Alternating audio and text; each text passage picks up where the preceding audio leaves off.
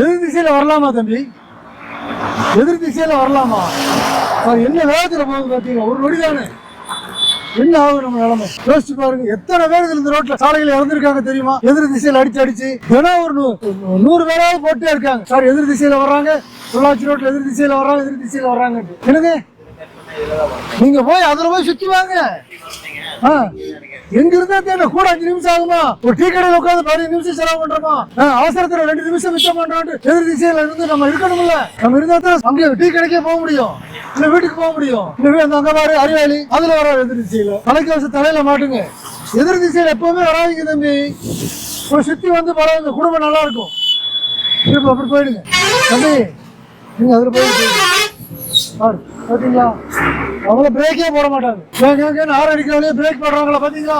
அப்படி போயிட்டு தான் இருப்பாங்க. யாருமே பேருக்கு ஆறு அடிப்பாங்க, அடிச்சதுக்கு அப்புறம் அஜய்யாம நம்ம தான் நிக்கணும். அதனால எந்த காரணத்துக்கும் எப்பவுமே எதிர் திசையில போகாதீங்க தம்பி.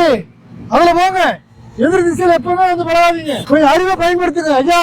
குறுக்க வராதீங்க, சுத்தி போங்க.